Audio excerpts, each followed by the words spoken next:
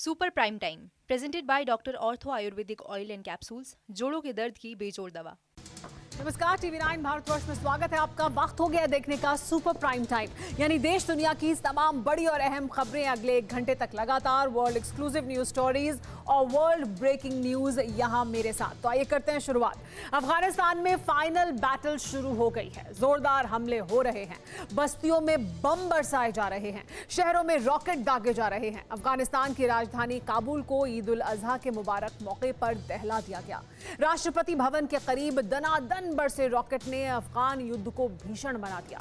6 जुलाई को अमेरिकी सेना के बरगाम एयरबेस खाली करने के बाद से शुरू हुई लड़ाई में तालिबान लड़ाके और अफगान सेना अब आमने सामने हैं। तालिबानी लड़ाके जहां क्रूर और बर्बर हमले से खौफ फैला रहे हैं, वहीं अफगान सेना तलाश कर आतंकियों का सफाया कर रही है। महज 5 दिन की भिड़ंत में 1000 से ज्यादा तालिबानी आतंकियों को मार गिराने का दावा अफगान आर्मी ने किया है। वहीं भीषण खून खराबे के बीच अफगान युद्ध में 50 देशों ने दखल देने के सिग्नल दिए हैं। कौन है ये देश? काबुल के आसमान में क्यों उड़ा अमेरिकी nuclear bomb? World exclusive report में देखिए, काबुल पर कब्जा नहीं आसान, 50 देश का तालिबान रोको प्लान। 1 2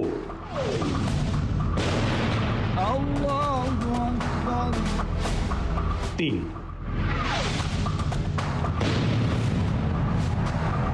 ताबड़तोड़ 3 रॉकेट धमाके,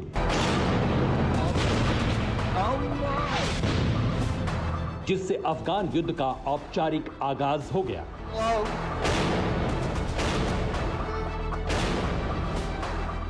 गुरिल्ला युद्ध से शुरू हुई लड़ाई में दोनों खेमे अब खुलकर मैदान में आ चुके हैं।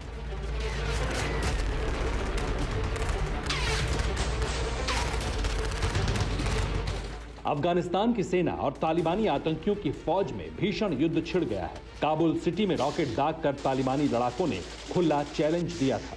रॉकेट के टारगेट थे अफगानिस्तान के राष्ट्रपति अशरफ गनी अहमदजई। बारूदी धमाका ईद उल अजहा की नमाज के वक्त हुआ। प्रेसिडेंट हाउस के करीब मस्जिद पर दनादन गिरे 3 बारूदी रॉकेट ने काबुल को दहला दिया, लेकिन हमले में किसी की जान नहीं गई।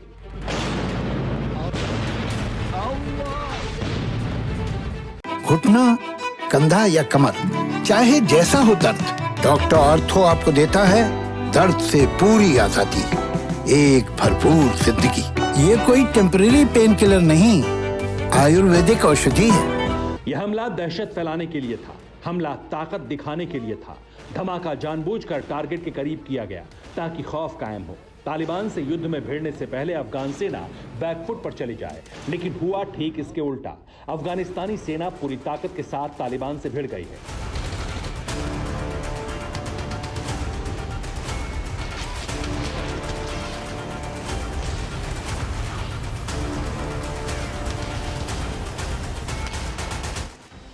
महाविस्फोटक युद्ध शुरू हो गया है। हर फ्रंट पर खून खराबा मच गया है। अफगानिस्तान से सेना वापस बुला रहे सुपर पावर ने भी युद्ध में मौजूद रहने के सिग्नल दिए हैं। मतलब यह है कि तालिबानी लड़ाके अब तक जितने भी मोर्चों पर झंडा फहरा रहे हैं, वहां जोरदार लड़ाई तय है। अफगानिस्तान के ज्यादातर इलाकों में कब्जे का दावा कर रहे तालिबान लड़ाकों को अफगान फोर्स मुंहतोड़ जवाब दे रही है।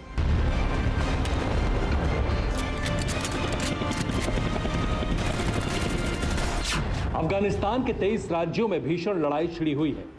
जहां तालिबान पर कहर बनकर टूटी अफगान आर्मी ने महज 5 दिनों में 1287 तालिबानी लड़ाकों को मार गिराया। आतंकी ब्रिगेड में 600 से ज्यादा लड़ाके गंभीर रूप से जख्मी हुए हैं। तालिबानी लड़ाके अफगान सेना से सीधे मुकाबले के बजाय हाईटेक हथियारों से हमले को अंजाम दे रहे हैं। कुंदूज में तालिबान ने रिहायशी बस्तियों में फाइटर ड्रोन से हमले कर भारी तबाही मचाई। तालिबानी लड़ाकों के दागे गए मोर्टार के खोखे कुंदूज की सड़कों में जहां तहां बिखरे पड़े दिखे।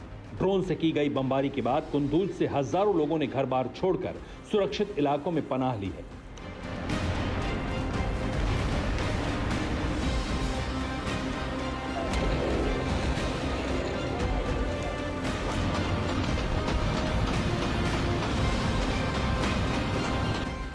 उधर काबुल से 100 किलोमीटर दूर कपिसा के निजरब में सुरक्षा बलों और तालिबानों के बीच खूनी झड़प में आतंकी टोली बैकफुट पर चली गई।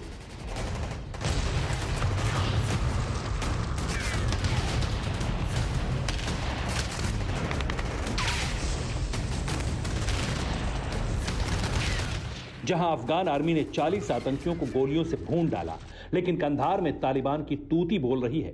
पूरे शहर को लड़ाकों ने घेर रखा है।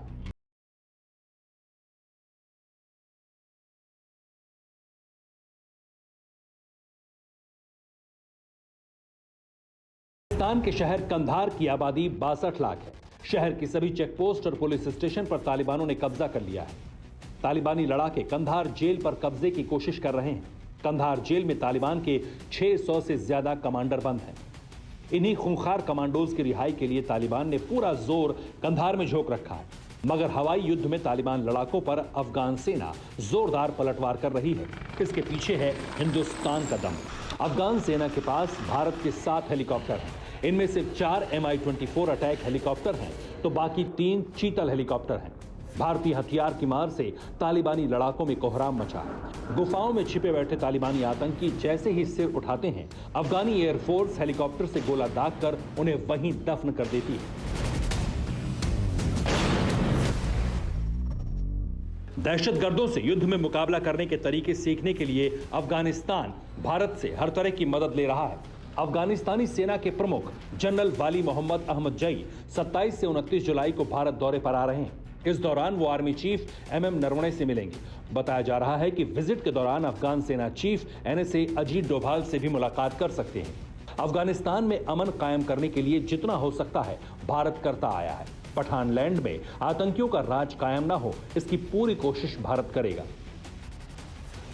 अफगानिस्तान से वापस जा रही अमेरिकी सेना भी अपने वायदे पर कायम दिख रही है। तालिबानी आतंकियों के ताबड़तोड़ हमलों के बीच राजधानी काबुल के आसमान में अमेरिका ने अपने महाविस्फोटक बॉम्बर को उड़ाकर हड़कंप मचा दिया।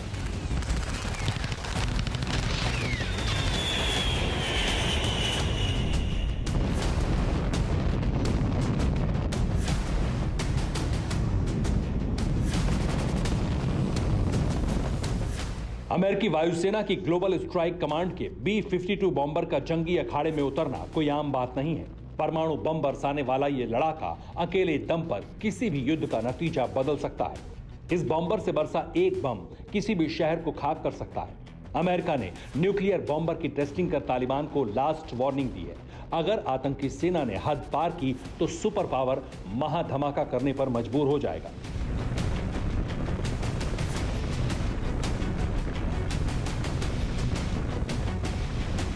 अमेरिका की तरह रूस ने भी तालिबानी आतंकियों को हैसियत में रहने की हिदायत दे दी है। रूस और उज्बेकिस्तान 30 जुलाई से 10 अगस्त तक अफगान सीमा के पास उज्बेकिस्तान में संयुक्त सैन्य अभ्यास का ऐलान कर चुके हैं। ये वॉर प्रैक्टिस सुर्खसोडारियो में होगी, जिसमें 1500 सैनिक, फाइटर जेट, रूसी मिसाइलें, टैंक के साथ 200 अलग अलग हथियारों का बारूदी ट्रेलर दिखेगा। पुतिन आर्मी का पावरफुल शो अफगानिस्तान बॉर्डर से महज 20 किलोमीटर दूर दिखेगा। जाहिर है ये सिर्फ तालिबान के खतरे से निपटने की कवायद है। आतंकियों की बढ़ती ताकत ने अफगानिस्तान के सभी पड़ोसियों की चिंता बढ़ा रखी है। सिर्फ चीन और पाकिस्तान ही 2 मुल्क हैं जिन्हें अफगानिस्तान में तालिबान हुकूमत पसंद है। दोनों देश तालिबान की भरपूर मदद भी कर रहे हैं, लेकिन ग्लोबल विलेन और उसके पिट्ठू की कलई खुल चुकी है। अफगान युद्ध के नतीजे के बाद इनका हिसाब भी महाशक्तियां जल्द और जरूर करेंगी।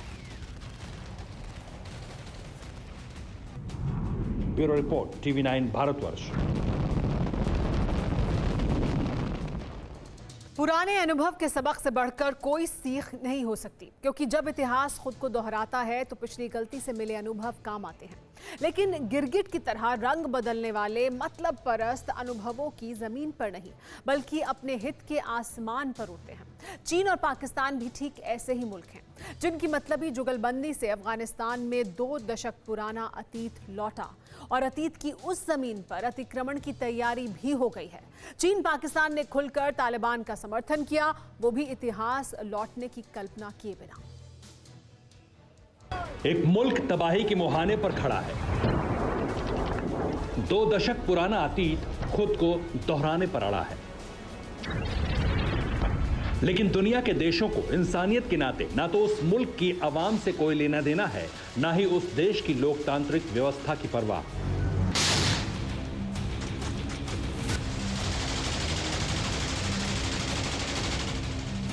और जिस ड्रैगन और आतंक के पुजारी की रगों में मतलब परस्ती का खून बह रहा है, उसकी तो जैसे मुंहमांगी मुराद पूरी हो गई।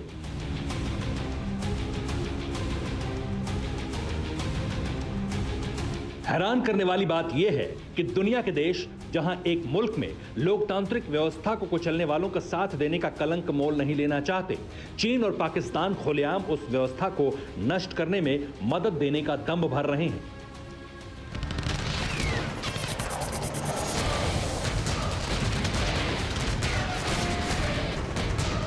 मोर्चा है अफगानिस्तान का, जहां तालिबान को ड्रैगन अपने पंखों की छांव देने को तैयार है और आतंक परस्त पाकिस्तान दहशत साझा करने को राजी।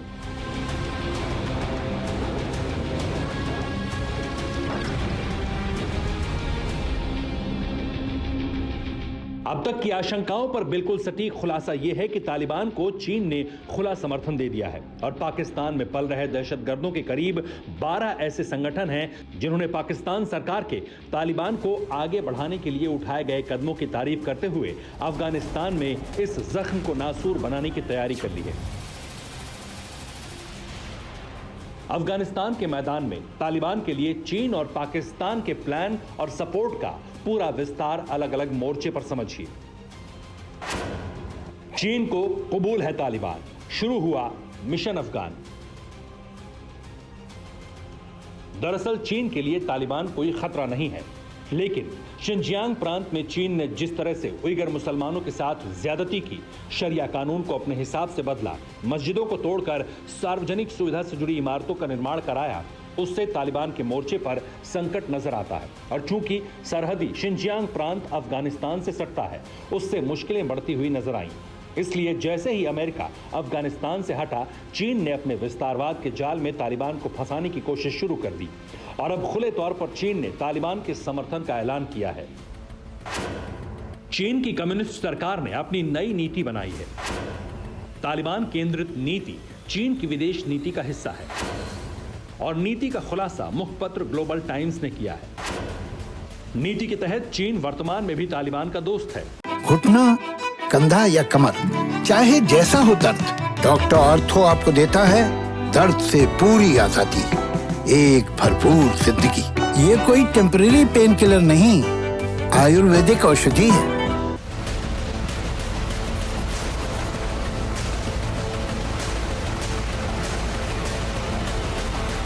ग्लोबल टाइम्स ने तालिबान से चीन के संबंधों को विस्तार देते हुए यह भी कहा कि कुछ देश तालिबान को चीन के दुश्मन के तौर पर देख रहे हैं, लेकिन इस सोच को चीन ने कोई जगह नहीं दी है। दावा यह भी किया है कि चीन भविष्य में भी तालिबान से मित्रतापूर्ण संबंध रखेगा और यही चीन का राष्ट्रहित है। और इसके पीछे तर्क यह दिया गया कि ब्रिटेन ने भी सत्ता में आने पर तालिबान के साथ काम करने की इच्छा जताई है। अमेरिका ने भी तालिबान को आतंकी कहना बंद कर दिया है। तो फिर चीन इस रेस में पीछे क्यों रहे, जबकि चीन का पहले से अफगानिस्तान में निवेश है। चीन अपनी कूटनीतिक चाल के जरिए अफगानिस्तान को वैसे ही फंसाने की तैयारी में है जैसे उसने श्रीलंका, म्यांमार, पाकिस्तान, अफ्रीका जैसे देशों को फंसाया। लेकिन इसमें चीन का एक और हित छुपा है जिससे दुनिया पूरी तरह से अनजान है, और वो है इस्लामिक विरोधियों से मुक्ति पाना। चीन के मुताबिक ज्यादातर देश अफगानिस्तान की स्थिति को समझने में ही नाकाम है, इसलिए उन्होंने तालिबान के खिलाफ घृणा पाल रखी है। इससे बामियान बुद्ध के विनाश को भी जोड़ा गया है, जबकि सच्चाई यह है कि इसका जिम्मेदार पूर्वी तुर्किस्तान इस्लामिक मूवमेंट है। अब कल्पना कीजिए कि चीन कितना मतलबी है। जिस तालिबान को पहले ड्रैगन ने आतंकी बताया, उसका वक्त बदला तो चीन भी बदल गया, वो भी इसलिए क्योंकि उसे अपने हित साधने हैं। कैसे, ये भी समझिए। अफगानिस्तान में चीन को विकास कार्यों के टेंडर मिले थे। तालिबान के दबाव में चीन के टेंडर पूरे हो पाना मुश्किल था। 2019 से चीन के ज्यादातर काम अफगान में ठप पड़ गए। अमेरिका के बढ़ते दायरे से चीन का निवेश डूबने लगा था। अब तालिबान से नजदीकी बढ़ाकर चीन रुपए कमाना चाहता है। चीन उइगर मामले में भी विद्रोह के सामने बचना चाहता है। कुल मिलाकर चीन चाहता है कि अफगानिस्तान में तालिबान सत्ता संभाले और उसे वन बेल्ट रोड इनिशिएटिव के जाल में ऐसे फांसे कि अफगानिस्तान उसका नया उपनिवेश बन जाए और सीमावर्ती क्षेत्र में चीन के खिलाफ विद्रोह करने वालों को अफगानिस्तान में जगह भी ना मिले, ताकि चीन महाशक्ति बनने के लिए पैसा भी जुटाता रहे और उसके खिलाफ कोई खड़ा होने की हिम्मत भी ना कर सके।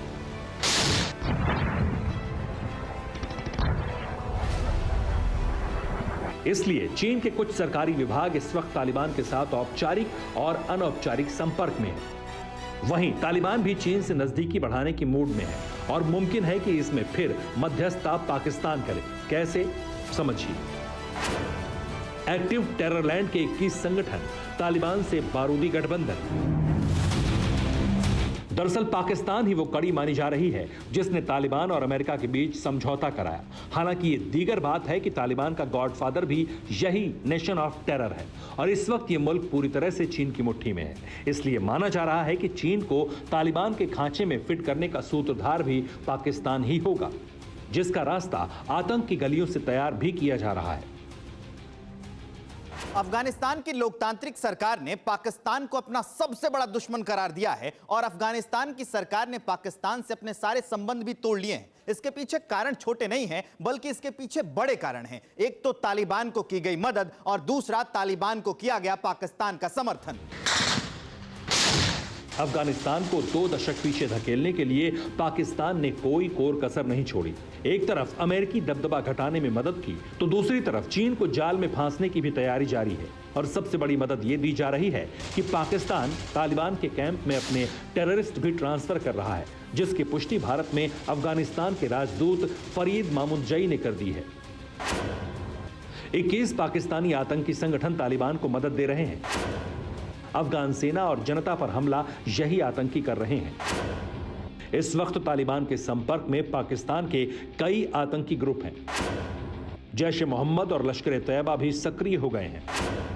तालिबान के लिए इन संगठनों ने 10,000 आतंकी भेजे हैं और इस दावे में सच्चाई तो है, क्योंकि तालिबान से पाकिस्तानी आतंकी संगठनों की सांठगांठ को लेकर भारत भी आशंका जता चुका है और खुद अफगानिस्तान के राष्ट्रपति अशरफ गनी इस मुद्दे को अंतर्राष्ट्रीय स्तर पर उठाने का ऐलान कर चुके हैं, जबकि चीन इस मसले पर सतर्कता जाहिर कर चुका है।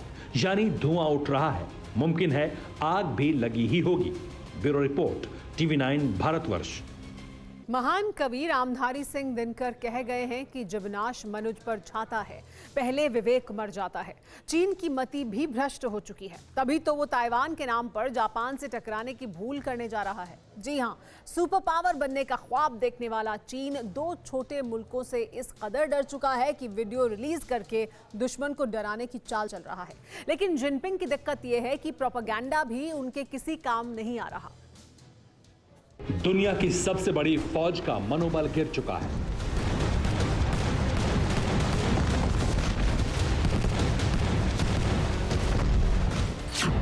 पीपुल्स लिबरेशन आर्मी के कंधे झुक गए हैं।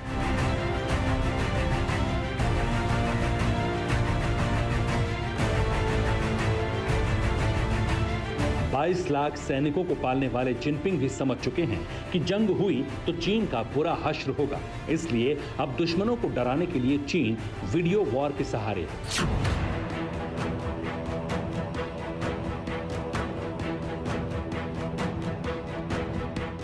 चीन वीडियो बनाकर अपनी ताकत की धौंस दिखाता है और जापान को यह धमकी दे रहा है कि अगर उसने ताइवान का साथ दिया तो 4 टुकड़ों में बांट दिया जाएगा। जी हां, बिल्कुल ठीक सुना आपने। छोटे से जापान ने दुनिया की सबसे बड़ी आबादी को अपने तेवर भर से इस कदर बेचैन कर दिया कि मोर्चा संभालने के लिए पीएलए की प्रोपेगेंडा मशीनरी को आगे आना पड़ा है।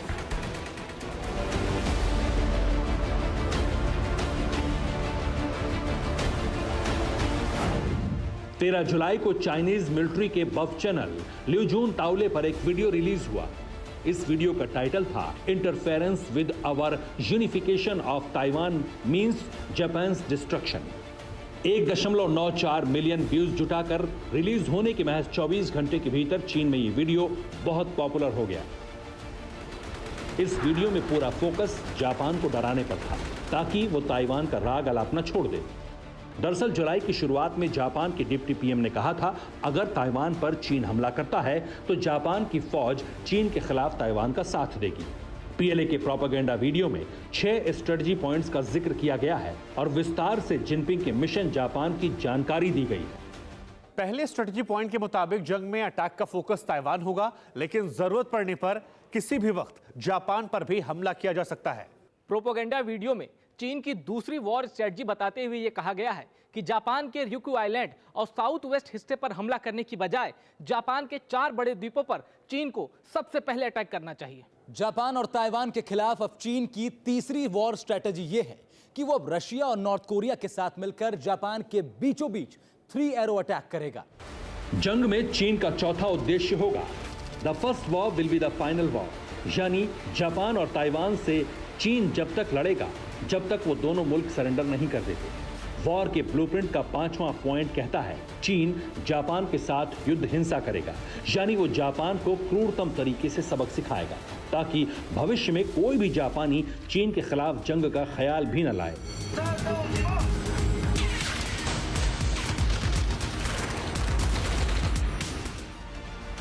छठे स्ट्रेटेजिक पॉइंट में चीन का दावा है कि वो जापान को 4 हिस्सों में तोड़ देगा और इस तरह जापान का नाम मिट जाएगा। लेकिन ये सब तो ड्रैगन के ख्याली पुलाव है। चीन को पता है कि जापान पर एक बम गिरते ही अमेरिका पूरे लाव लश्कर के साथ बीजिंग पर चढ़ाई कर देगा और तब चीन की सारी हेकड़ी निकल जाएगी।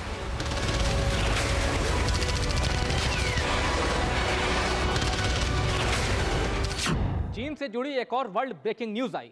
खबर है कि चीन ने रीयूजेबल स्पेस ट्रांसपोर्टेशन की दिशा में एक बड़ी कामयाबी हासिल की है। सूत्रों के मुताबिक 16 जुलाई को चीन ने एक ऐसे स्पेस प्लेन की टेस्टिंग की जो कई बार इस्तेमाल किया जा सकता है। इस टेस्टिंग का कोई वीडियो रिलीज नहीं किया, लेकिन दावा किया जा रहा है कि इस स्पेसक्राफ्ट ने जिकॉन सैटेलाइट लॉन्च सेंटर से उड़ान भरी और करीब 800 किलोमीटर दूर मंगोलिया के अलेक्सा लीग एयरपोर्ट पर लैंड हुआ। ये स्पेसक्राफ्ट क्रू और पेलोड्स दोनों को अंतरिक्ष में ले जाने में सक्षम है। चीन की इन तैयारियों से साफ है कि वो अब अंतरिक्ष में सुपर पावर बनने की फिराक में है। अब तय अमेरिका को करना है कि वो अंतरिक्ष में चीन की बढ़ती ताकत पर ब्रेक कैसे लगाता है। Bureau report, TV9 Bharatvarsh. Bharat और चीन के बीच कई बार राउंड टेबल टॉक हो चुकी है, लेकिन आज तक सभी बेनतीजा रही। जानते हैं क्यों?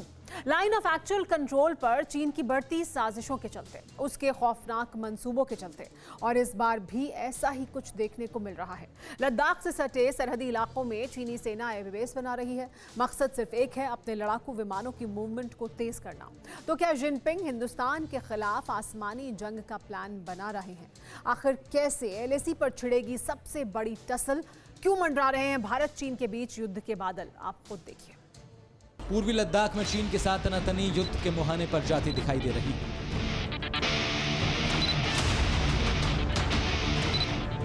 आशंका तो इस बात की भी जताई जा रही है कि किसी भी वक्त भारत और चीन में युद्ध छिड़ सकता है।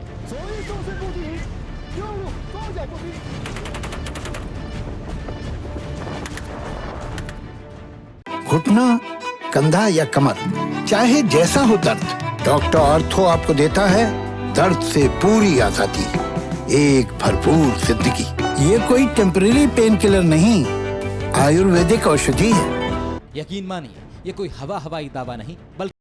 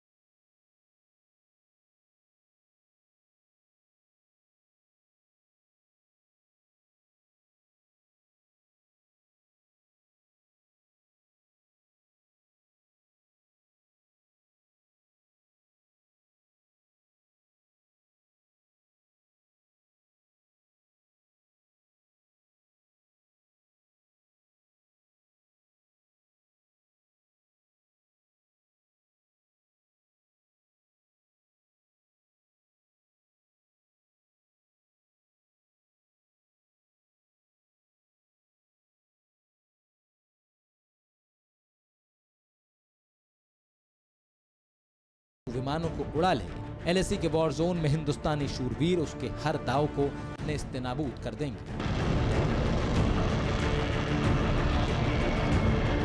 चीनी सेना को अपने जोश और जज्बे से चारों खाने चित्त कर देंगे।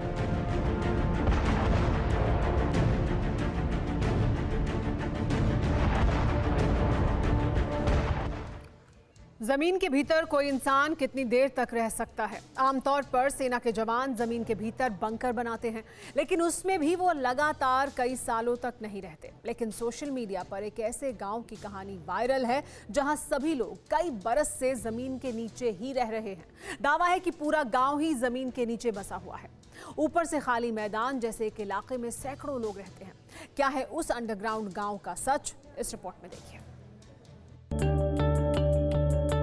खूबसूरत दीवारें, जगमगाती रोशनी, बेडरूम, ड्राइंग रूम, लॉबी, सब कुछ है। अगर कुछ नहीं है तो वो है दीवारों के बीच खिड़कियां और सूरज की रोशनी। ऐसा इसलिए क्योंकि ये तमाम घर जमीन के भीतर बने हैं। जमीन की मोटी परत की छत है और नीचे इंसान के लिए तमाम सुविधाएं। दुनिया के इस अजूबे गांव की कहानी सोशल मीडिया पर वायरल है। आखिर क्यों एक पूरा इलाका जमीन के नीचे बस गया? क्या इस इलाके के लोगों को आसमान से बम बरसने का खतरा है? क्या ये कोई युद्ध क्षेत्र है? ये सवाल इसलिए क्योंकि आमतौर पर सेना ही जमीन के नीचे छिपने के लिए बंकर तैयार करती है। सेना का बंकर इतना खूबसूरत और आलीशान तो नहीं होता, लेकिन इन घरों की तरह ही बंकर में कई कई दिन रहा जा सकता है। अंडरग्राउंड विलेज वाली वायरल खबर की पड़ताल के दौरान पता चला कि ये वाकई ऑस्ट्रेलिया के दक्षिणी इलाके का एक गांव है। नाम है कूबर पेडी। कूबर पेडी गांव जमीन के नीचे बसा है। करीब 3500 लोग बरसों से इन घरों में रह रहे हैं। अब जरा इन घरों के ऊपर की तस्वीर देखिए। कूबर पेडी नाम का ये गांव दिखने में एक वीरान इलाका नजर आता है। थोड़ी थोड़ी दूरी पर मिट्टी के टीले नजर आते हैं। ऐसा लगता है जैसे यहाँ कोई भी नहीं रहता होगा, लेकिन जैसे ही जमीन के भीतर जाने वाले रास्ते नजर आते हैं, सामने होता है कई कमरों वाला घर, होटल, स्पा, बिलियर्ड्स रूम और बहुत कुछ। सोशल मीडिया पर वायरल इस गांव को लेकर जो दावे हैं वो बिल्कुल सही हैं। ये गांव इतना खूबसूरत है कि लोग यहाँ घूमने जाते हैं। कई पर्यटक यहाँ समय बिताने आते हैं और जमीन के भीतर रहने का अनोखा एहसास करते हैं। जमीन के भीतर मौजूद कमरे गर्मी में गर्म नहीं होते और सर्दियों में यहाँ हीटर की जरूरत नहीं पड़ती। कूबर पेडी एक रेगिस्तानी इलाका है। यहाँ ओपल पत्थर की कई खदानें हैं, इसलिए यहाँ पर गर्मियों में तापमान बहुत अधिक रहता है और सर्दियों में बहुत कम होता है। इसी के कारण यहाँ रहने वाले लोगों को बहुत तकलीफ का सामना करना पड़ता था। यहाँ माइनिंग के बाद जो खदान खाली रह गए थे, वहाँ पहले मजदूरों ने रहना शुरू किया। बाद में लोग अपनी सुविधा के मुताबिक खदानों को घर की तरह बनाते गए और फिर देखते ही देखते यहाँ होटल, स्पा तक बन गए। जमीन के नीचे होने के बावजूद भी ये घर आम घरों की तरह ही लगते हैं। फिलहाल कूबर पेडी गांव में करीब 1500 घर हैं। इस खूबसूरत गांव के लोग अब हॉलीवुड फिल्मों की शूटिंग की वजह से मोटी कमाई कर रहे हैं। जमीन पर इंटरनेट का एंटीना, पानी की टंकियां नजर आती हैं। किचन से धुआं निकालने के लिए चिमनियां बनाई गई हैं। कई जगह एग्जॉस्ट फैन भी लगाए गए हैं। पर्यटकों के लिए ठहरने का इंतजाम है। यहाँ का सुपरमार्केट भी अंडरग्राउंड है। सोशल मीडिया पर वायरल गांव को लेकर जो दावे किए गए हैं वो बहुत हद तक सही है। Bureau report, TV9 Bharatvarsh. Pornography case में मुंबई पुलिस ने राज कुंद्रा को गिरफ्तार किया है। एक्ट्रेस शिल्पा शेट्टी के पति राज 23 जुलाई तक पुलिस रिमांड में रहेंगे। लेकिन बड़ा सवाल तो यह है कि अचानक ही क्राइम ब्रांच ने राज कुंद्रा पर शिकंजा कैसे कसा, कैसे राज कुंद्रा के डर्टी खेल का पर्दाफाश किया। आखिर वेब सीरीज का अश्लील रैकेट कहां तक फैला है। देखिए राज कुंद्रा के सीक्रेट गोरख धंधे का पूरा सच। डर्टी पिक्चर के सनसनीखेज राज का पर्दाफाश।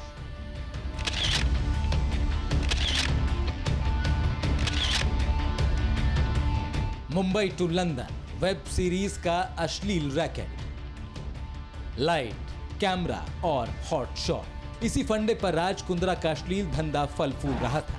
यकीन करना मुश्किल है, लेकिन हकीकत तो यही है कि एक बिजनेसमैन टाइकून जिसने बॉलीवुड की मशहूर अदाकारा शिल्पा शेट्टी से शादी की, जो हर वक्त लाइमलाइट में रहता था, असल में वो पॉर्न फिल्मों का रैकेट चला रहा था, जिसका कनेक्शन माया नगरी मुंबई से लेकर लंदन तक फैला था। 19 जुलाई की रात मुंबई पुलिस की क्राइम ब्रांच ने राज कुंद्रा को गिरफ्तार किया। राज कुंद्रा को पोर्नोग्राफिक फिल्में बनाने और उसे ऐप पर पब्लिश करने के मामले में गिरफ्तार किया गया है। इससे पहले करीब 3 घंटे तक राज कुंद्रा से पूछताछ की गई। गिरफ्तारी के बाद सुबह के 3:40 पर राज कुंद्रा को क्राइम ब्रांच से जेजे अस्पताल मेडिकल चेकअप के लिए ले जाया गया। राज कुंद्रा को जेजे अस्पताल से सीधा मुंबई पुलिस के इस कमिश्नर ऑफिस में लाया गया। आज राज कुंद्रा को मुंबई के किला कोर्ट में पेश किया गया। कोर्ट ने 23 जुलाई तक राज कुंद्रा और उनके साथ रयान थारप को पुलिस कस्टडी में भेज दिया। फिलहाल राज कुंद्रा भाईखला जेल में है, लेकिन बड़ा सवाल यह है कि आखिर शिल्पा शेट्टी के पति राज कुंद्रा के इस डर्टी गेम का पर्दाफाश कैसे हुआ? कैसे राज कुंद्रा पर रातों रात पॉर्न फिल्म कारोबारी का ठप्पा लग गया? पहले उसे जान लीजिए। जो नए कलाकार होते हैं, स्पेशली महिला कलाकार जो होते हैं, इनको प्रलोभन दिया जाता है, इनको आमिष दिया जाता है कि आपको एक अच्छी वेब सीरीज हम दे सकते हैं या कोई शॉर्ट स्टोरीज में आपको हम अच्छा ब्रेक दे सकते हैं। ऐसे करके आप उनका ऑडिशन के लिए बुलाया जाता था या कुछ शॉर्ट्स दिए जाते थे और इस शॉर्ट्स में थोड़ा सा बोल्ड सीन करना पड़ेगा। वो बोल्ड का ट्रांसलेशन धीरे धीरे सेमी-न्यूड और फिर फुल न्यूडिटी के तरफ वो पिक्चराइजेशन जाते थे, जिसमें ये महिला कलाकारों ने अपोज किया था और इन्हीं में से कुछ क्राइम ब्रांच के पास आई थी, जिसकी वजह से ये गुनाह दाखिल हुआ था। फरवरी महीने में मिली शिकायतों के बाद क्राइम ब्रांच अलर्ट मोड पर आ गया और फिर एक सीक्रेट ऑपरेशन चलाया गया। राज कुंद्रा के अश्लील रैकेट को दुनिया के सामने लाने का, वेब सीरीज के नाम पर स्ट्रगल कर रहे कलाकारों को अश्लील कंटेंट करवाने पर मजबूर करने का। क्राइम ब्रांच ने 9 आरोपियों को अरेस्ट किया है। इसमें ऐसे कुछ प्रोड्यूसर्स पाए गए हैं कि जो इन टाइप की जो पोर्नोग्राफिक फिल्म्स होती है, छोटी छोटी क्लिप्स होती है, उसको प्रोड्यूस करवाते हैं, फोर्सफुली प्रोड्यूस करवाते हैं। इसमें जैसे रोआ खान को ऑलरेडी अरेस्ट किया, उनके हस्बैंड को भी अरेस्ट किया है, गहना वशिष्ठ को अरेस्ट किया है, तनवीर हाशमी को भी अरेस्ट किया है, उमेश कामत नाम के एक बंदे को भी अरेस्ट किया है, जो फर्दर इन्वेस्टिगेशन में ऐसे पता चला कि he was looking after the India operations for the company of mister Raj Kundra, जो कि एक मुंबई के बिजनेसमैन है। कई लोगों की गिरफ्तारियां की गई। धीरे धीरे क्राइम ब्रांच की जांच शिल्पा शेट्टी के पति राज कुंद्रा के पास भी पहुंची। जैसे ही क्राइम ब्रांच ने सबूतों की गुत्थी सुलझाई, राज कुंद्रा पर शिकंजा कसता गया। राज कुंद्रा, इनकी जो वियान कंपनी है मुंबई स्थित, इनका टाई अप हुआ है केंद्रीन नाम की एक कंपनी है जो कि लंदन स्थित है, यूके स्थित है। ये केंद्रीन कंपनी के ओनर जो है ये राज कुंद्रा, इनके ब्रदर इन लॉ ही है।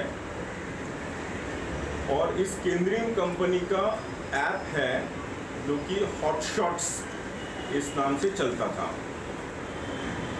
इस हॉट शॉट्स पे ये जो भी कंटेंट क्रिएट किया जाता था, ये कंटेंट राज कुंद्रा और केंद्रीन की कंपनी खरीदती थी और उसको पब्लिश करती थी हॉट शॉट्स नाम के ऐप के जरिए। आपको बता दें कि फरवरी 2021 में मुंबई के मलाड मड इलाके में मौजूद एक बंगले पर पुलिस ने छापा भी डाला था। पुलिस की रेड के दौरान भी मलाड के बंगले में अश्लील फिल्मों की शूटिंग चल रही थी। पुलिस ने मौके से 5 लोगों को गिरफ्तार भी किया था और जब पूछताछ की गई तो इस गोरख धंधे के तार मुंबई से लंदन तक फैले नजर आए। इस वक्त मैं मलाड के मड आइलैंड में हूं, जहां पर क्राइम ब्रांच ने 4 फरवरी को रेड करके पोर्न वीडियोस बनाने का जो काम चल रहा था वहां पर कार्रवाई की थी। ये वो बंगला है ग्रीन पार्क, जहां पर ये कार्रवाई हुई थी। 5 लोगों को कार्रवाई के दिन गिरफ्तार किया गया था और कुछ लड़कियों को रेस्क्यू कराया गया था। आपको बता दें कि इस बंगले पर अक्सर जो है फिल्मों की शूटिंग के लिए ये बंगला रेंट पर दिया जाता है। हालांकि ये कंपनी केंद्रीन और हॉट शॉट्स लंदन में रजिस्टर्ड है, लेकिन इसका पूरा कंटेंट क्रिएशन ये राज कुंद्रा इनके मुंबई स्थित ऑफिस से किया जाता था। कंटेंट क्रिएशन, इसके पूरे ऑपरेशंस, इसका पूरा account management, piracy related issue, ये सारे के सारे वियान के ऑफिस से मुंबई से ही किए जाते थे। जब ये पूरे डॉक्यूमेंट्री और इलेक्ट्रॉनिक एविडेंसेस हमारे पास आए तो हमने कोर्ट से सर्च वारंट लेके उनके ऑफिसेस कल सर्च किए और इसमें ये सारी चीज़ें हमको मिली, including a few clips were obtained from the computers of their offices. जैसे ही पोर्नोग्राफी रैकेट का पर्दाफाश हुआ, पुलिस ने इस पूरे रैकेट के मास्टरमाइंड राज कुंद्रा को गिरफ्तार कर लिया। कुंद्रा पर आईपीसी की धारा 420, 67A और 292 और 293 के तहत केस दर्ज किया गया। वैसे तो राज कुंद्रा की गिरफ्तारी के बाद पूरे बॉलीवुड में सनसनी फैल गई, हर कोई शॉक्ड है, मगर वहीं कुछ लोग राज कुंद्रा की गिरफ्तारी को गलत ठहरा रहे हैं। साजिश के तहत राज कुंद्रा को फंसाने का आरोप लगा रहे हैं। मैं सिर्फ ये कहना चाहूँगी कि कोई भी पॉर्न नहीं बना रहा है। नॉर्मल वीडियोस थे, नॉर्मल एरोटिका था, जैसे कि एकता कपूर गंदी बात बनाती है, पार्च और ना जाने कितनी फिल्में हैं। मेरी एक ही चीज़ की रिक्वेस्ट है कि प्लीज़ एरोटिका को पॉर्न से मिक्स ना किया जाए। ये गहना वशिष्ठ हैं, इन्हें भी पॉर्न कंटेंट बनाने और उसे परोसने के आरोप में क्राइम ब्रांच ने गिरफ्तार किया था। अब गहना वशिष्ठ राज कुंद्रा को बेगुनाह साबित कर रही हैं, पॉर्न कंटेंट पर सफाई दे रही हैं। मगर पुलिस की माने तो राज कुंद्रा ने इस गोरख धंधे से मोटा पैसा कमाया है, विदेशों तक इस रैकेट के तार जुड़े हैं। लिहाजा क्राइम ब्रांच कुंद्रा के घर की तलाशी भी ले रही है। फोन और इलेक्ट्रॉनिक एविडेंस सीज किया गया है, जिससे पुख्ता तहकीकात की जा सके। मुंबई से अश्विनी पांडे और शिवांगी ठाकुर के साथ bureau report, TV9 Bharatvarsh. Corona काल में 2 महीने पहले भारत ने उन हालात को महसूस किया है जिसकी कल्पना से भी डर लगता है। लेकिन हैरानी की बात यह है कि इतनी बड़ी आबादी वाले इस देश में लोगों ने उन हालात से कोई सबक नहीं लिया और जिन्होंने लिया है उन्हें अपवाद मान लिया गया है। ऐसा इसलिए कहा जा रहा है क्योंकि एक तरफ तीसरी लहर सिर पर खड़ी है और लोग बकरीद की खरीदारी करने बाजार में ऐसे निकले हैं जैसे कोरोना वायरस का खात्मा हो गया हो। आखिर ऐसा क्यों? सबक नहीं लिया तो ना सही, अब कम से कम हज यात्रा से ही सीख ले लीजिए।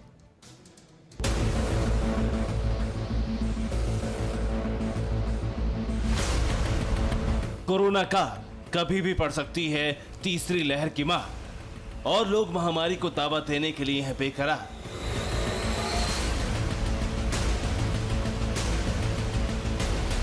दरअसल ये हालात त्योहार के मद्देनजर बने, जिसमें लोग जान हथेली पर रखकर खरीदारी करने पहुंचे, वो भी उन हालातों में जब सभी जानते हैं कि हालात जान पर भारी, बावजूद उसके कोई भी इस जोखिम से पीछे हटने को राजी नहीं। ये तस्वीर उत्तर प्रदेश की राजधानी लखनऊ की, जहां बकरा मंडी समेत हर बाजार में बकरीद की खरीदारी हो रही है। लोग कुर्बानी के लिए मोटी रकम चुकाकर सेहतमंद बकरा खरीद रहे हैं, वो भी अपनी सेहत की परवाह किए बिना। हालांकि कोविड के मद्देनजर सरकार और इस्लामिक सेंटर ने एडवाइजरी जारी की थी, लेकिन लोगों ने उसे ताक पर रख दिया है। बकरीद के त्यौहार के पहले बकरी की खरीद फरोख्त चल रही है। इस समय हम बकर मंडी में खड़े हुए हैं जो कि इमाम बाड़ा के पास है और आप देख सकते हैं यहाँ पर जो भी लोग हैं त्यौहार के लिए वो बकरा खरीदने की प्रयास कर रहे हैं। मोल भाव भी यहाँ पर हो रहा है, लेकिन सबसे दुखद बात ये है कि जो सोशल डिस्टेंसिंग की बात की जाती थी, कोविड का जो गाइडलाइंस था उसका पालन नहीं किया जा रहा है। बहुत से लोग ऐसे हैं जहाँ जो भी मास्क भी नहीं लगाए हैं। क्या खरीदने आए यहाँ पर? सर बकरा लेने आए। बकरा लेने आए हैं जी सर। तो आपको ये पता है कि भीड़ इकट्ठा हो रही तो मास्क तो कम से कम लगाते हैं आप? जी सर। बकरा बेचने आए हैं। अच्छा, तो फिर सोशल डिस्टेंसिंग का भी तो ख्याल रखना चाहिए आपको, मास्क कम से कम लगाना चाहिए। जी मास्क लगा लेंगे, मास्क तो रखा हुआ है। ठीक ऐसी ही एक तस्वीर देश की राजधानी दिल्ली में भी दिखाई थी। जी वही दिल्ली जो 2 महीने पहले तक कोरोना से करा रही थी। लोग अस्पताल के बाहर तड़प तड़प कर दम तोड़ रहे थे, लेकिन अब बकरीद के त्योहार के लिए लोग संकट से बचने के लिए बनाए गए कोविड प्रोटोकॉल को ही तोड़ रहे हैं। न तो ज्यादातर लोगों ने मास्क लगाया, न ही सोशल डिस्टेंसिंग का ध्यान रखा जा रहा है। और जब लोगों से सवाल पूछा जा रहा है तो लोग तर्क भी अजीबोगरीब दे रहे हैं। ईद के त्यौहार से पहले आज बाजारों में रौनक है, लेकिन रौनक के साथ साथ जो भीड़ पहुंची है वो चिंताएं बढ़ा सकती है, क्योंकि लगातार ये कहा जा रहा है कि कोरोना की तीसरी लहर आ सकती है और ऐसे में इस तरीके की भीड़ चिंताएं बढ़ाने वाली है। क्योंकि लगातार ये देखा गया है कि जब जब दिल्ली में भीड़ बढ़ी है तो कोरोना के मामले बढ़े हैं और ऐसे में लोग सोशल डिस्टेंसिंग और मास्क जैसी चीज़ों का पालन नहीं कर रहे हैं। सर मास्क तो लगा रहे हैं लेकिन गर्मी इतनी लग रही है कि हम परेशान हो गए घूम घूम के, एक तो बकरे नहीं मिल रहे। हालांकि देखकर आप समझ चुके होंगे कि कोरोना महामारी ने भले ही लोगों की जिंदगी को एक दायरे में समेट दिया हो, लेकिन लोग बकरीद का त्योहार मनाने में कोई कसर नहीं छोड़ना चाहते। अब सवाल ये है कि ऐसा क्यों?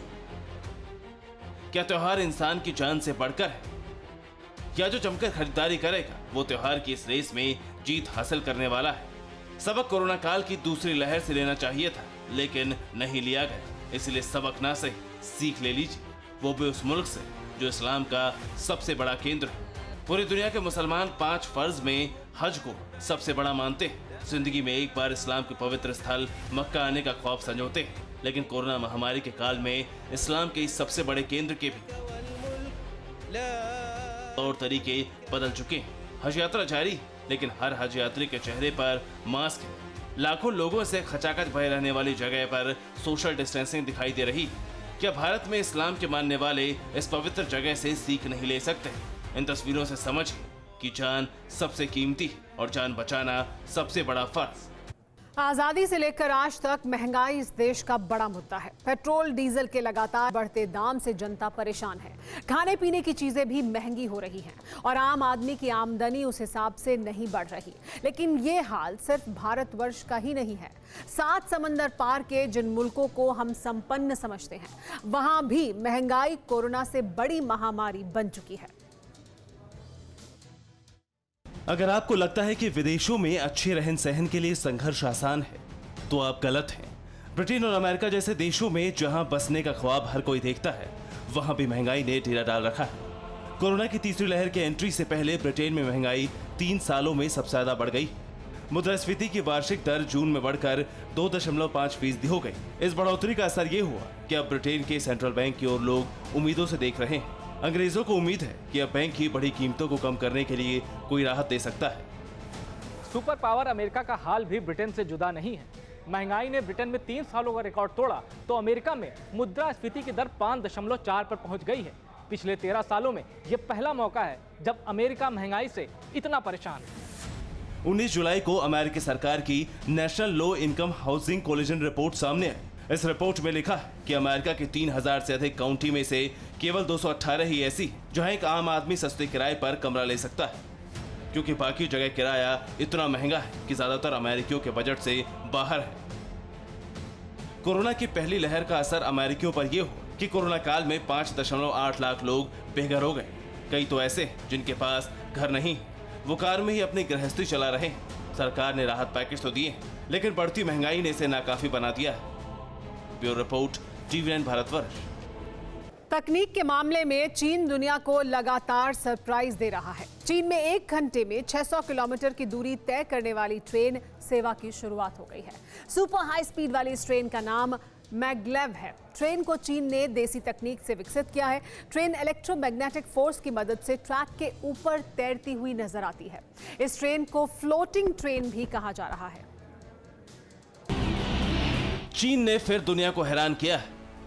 टेक्नोलॉजी के क्षेत्र में फिर दुनिया को चैलेंज दिया है। चीन ने बनाई है दुनिया के सबसे तेज चलने वाली ट्रेन।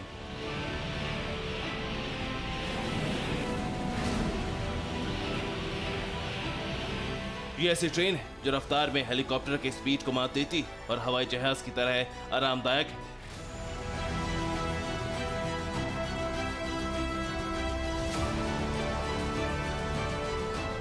देखिए, सिग्नल ग्रीन हुआ नहीं कि ट्रेन चंद सेकंड में नजरों से ओझल हो जाती है। कई ट्रायल के बाद मंगलवार से चीन की मैगवेल ट्रेन सेवा आम लोगों के लिए शुरू हो गई। ये ट्रेन ट्रैक पर रहती है, लेकिन पहिए की जगह ये ट्रैक के ऊपर उड़ती हुई नजर आती है। ये इलेक्ट्रोमैग्नेटिक फोर्स तकनीक है, जिसकी वजह से ट्रेन 600 किलोमीटर प्रति घंटे की स्पीड तक चल सकती है। शंघाई में मैगलेव ट्रेन के लिए एक छोटी सी लाइन है, जिससे ट्रेन शहर से एयरपोर्ट तक जाती है। शंघाई और चेंगतू जैसे चीन के कुछ शहरों में इस लाइन के लिए रिसर्च की जा रही है। ट्रैक बन जाने के बाद इस ट्रेन से शंघाई से बीजिंग की दूरी सिर्फ 2.5 घंटे की रहेगी। चीन की मैगवेल ट्रेन दुनिया की सबसे तेज चलने वाली ट्रेन है। चीन के सरकारी मीडिया का दावा है कि अब तक पूरी दुनिया में कहीं भी ऐसी ट्रेन नहीं बनाई गई। रिपोर्ट के मुताबिक पिछले 20 सालों से चीन इस टेक्नोलॉजी पर काम कर रहा है। चीन सबसे तेज ट्रेन बना चुका है, लेकिन अब भी रफ्तार को लेकर रिसर्च जारी।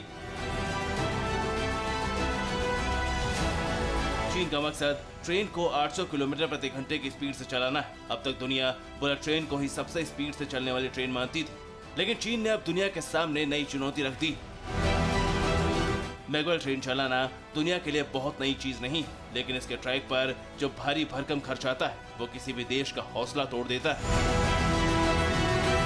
लेकिन चीन की सोच अलग है। चीन चाहता है कि उसके देश में एक शहर से दूसरे शहर जाना कोई मुश्किल काम ना हो। चीन को लगता है कि दूरी कम होने से चीन का कारोबार और तरक्की दोनों बढ़ेंगे। Bureau report, TV9 Bharatvarsh. LAC पर धौंस जमाने वाले चीन ने पहली बार गलवान में अपनी हार की वॉर रिपोर्ट रिलीज की है। गलवान में चीन ने अपने कमांडर के बेमौत मारे जाने का कबूलनामा भी किया। ड्रैगन लैंड में रिलीज हुई गलवान वॉर रिपोर्ट से विस्फोट हो गया है।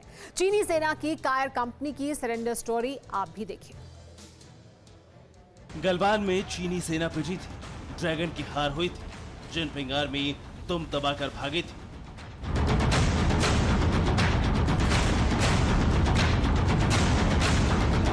इस सच को पहली बार चीनी तानाशाह ने कबूल कर लिया। चीन ने माना है कि उसके बुज़दिल जवानों ने घुटने टेके। ड्रैगन आर्मी के कमांडर ने भारतीय जाबाजों से झड़प के बीच सरेंडर किया था। ये सच डरपोक ड्रैगन ने उगला कैसे?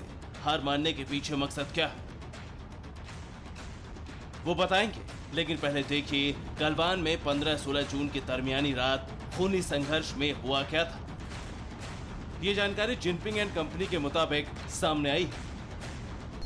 ड्रैगन के सरकारी भोपू ग्लोबल टाइम्स ने लिखा, 33 साल के बटालियन कमांडर चेन होंग जून ने सीमा पर ड्यूटी निभाते हुए भारत के साथ संघर्ष में 4 साथियों के साथ जान गंवा दी। ये सभी सैनिक शिनचांग मिलिट्री कमांड के थे और काराकोरम की पहाड़ियों पर तैनात थे। इससे पहले फरवरी में चीन ने पहली बार माना था कि उसके 4 सैनिकों के गलवान भिड़ंत में मौत हुई थी। पहले 4 फिर 5। एक दिन वो भी आएगा जब चीन अपने मुर्दा जवानों की सही गिनती जग जाहिर करेगा। मारे गए ड्रैगन जवानों के नंबर बढ़ाने के साथ ही चीन ने गलवान में अपने कमांडरों की फायर फाइल भी लीक कर दी। ग्लोबल टाइम्स ने चैंग होंग जून के बारे में लिखा, लड़ाई के दौरान रेजिमेंट कमांडर की फाबाओ को भारतीय सैनिकों ने घेर लिया तो चेन होंग जून ने उन्हें कवर दी। कमांडर की ढाल बने चैन को भारतीय जवानों ने मार गिराया। चैन के ढेर होते ही शिनजांग मिलिट्री कमांड में दहशत फैल गई। भारतीय जवानों से तादाद में दोगुने रहे चीनी जवान भीड़ दिखाकर भागने लगे। यहाँ तक कि रेजिमेंटल कमांडर की फाबाओ रण क्षेत्र से जान बचाकर भाग गए। चीन ये भी दावा करता है कि उसके जवान भारतीय सरहद में नहीं घुसे थे, जबकि ऑस्ट्रेलियन स्ट्रेटेजिक पॉलिसी इंस्टीट्यूट के रिसर्चर नाथन रूसर ने दावा किया है कि जियो लोकेटर की मदद से पता चला है कि झड़प वाली जगह भारतीय सीमा के अंदर लगभग 50 मीटर थी। हिंदुस्तान की जमीन में घुसपैठ का नतीजा क्या होता है, ये गलवान में चीन को पता चल चुका है। हड्डी तोड़ इलाज के बाद चंडाल दुश्मन बॉर्डर पर हथियारों का जखीरा जुटाकर 9 महीने तक बैठा रहा, लेकिन बॉर्डर पर युद्ध का माहौल बनाकर शी जिनपिंग को हासिल कुछ नहीं हुआ। दुनिया भर में चीनी तानाशाह की सनक से बदनामी जरूर हो गई। यही वजह रही जो जिनपिंग ने LAC से टैंक और मिसाइलों को शिफ्ट कर चीनी बेस पर तैनात कर दिया। हालांकि कायर दुश्मन कभी बारूदी खुराफात करने से बाज नहीं आने वाला। सरहद पार चल रही तमाम जंगी तैयारी इसकी तस्दीक करती। Bureau report, TV9 Bharatvarsh. अड़ी सोमवार से शुक्रवार शाम 6 बजे सिर्फ TV9 भारतवर्ष पर।